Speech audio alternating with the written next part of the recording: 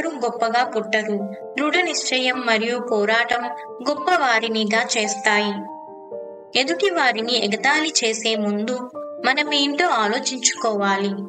తప్పును సున్నితంగా సరిచెయ్యాలి తప్ప ఎవరినీ ఎగతాళి చేయకూడదు.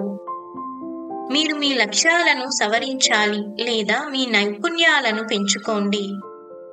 జ్ఞానం చర్యలో ప్రతిఫలిస్తే మాత్రమే అర్థవంతమవుతుంది. మీ పిల్లల్ని ఏ కష్టం రాకుండా పెంచటం మంచిదే, కానీ మీరు పడే కష్టాన్ని తెలియకుండా పెంచకండి. మీరు కొమ్మలలో వెతుకుతుండవచ్చు, బహుశా అది మూలాల్లో మాత్రమే దొరుకుతుంది. మీ జీవితం నిప్పు లాంటి కష్టాలలో ఉన్నప్పుడు వాటిని ఆర్పే వాళ్ళను అపేక్షించు. ఎందుకు నీ స్థానము కాని దానిలో అతి కష్టముతో కుచించుకుపోతారు? మీరు ఓ స్థానములో నిలబడటానికి పుట్టారు. ప్రతిరోజు మీరు మెరుగైన రేపుకు దగ్గరగా ఉండేలా శ్రమించండి. మీరు అప్పటికే స్వావలంబన చేసిన దానికంటే ఎక్కువ ప్రయత్నించకుంటే మీలో ఎదుగుదల కొరవడుతుంది. ఎవరైతే బాగా జీవించారో వారు తరచుగా నవ్వేవారు మరియు అందరిచే ప్రేమించబడేవారు మరియు ప్రేమించేవారు.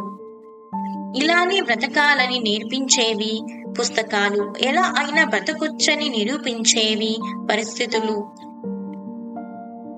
మనిషి చూశాక నమ్ముతానంటాడు, దేవుడు నమ్ము నేను నీకు చూపిస్తానంటాడు. గుర్తుంచుకో, ప్రతిఫలాలు అక్కడకు వస్తాయి కానీ చర్చలు కాదు. నీ ఆశయాలను వెంబడించు, అవి నీకు దారి చూపుతాయి. గొప్ప వాటి కోసం శ్రేష్టమైన వాటిని వదులుకోవడానికి భయపడకండి. ప్రయోజనం యొక్క ఖచ్చితత్వం అనేది సాధనకు ప్రారంభ స్థానం.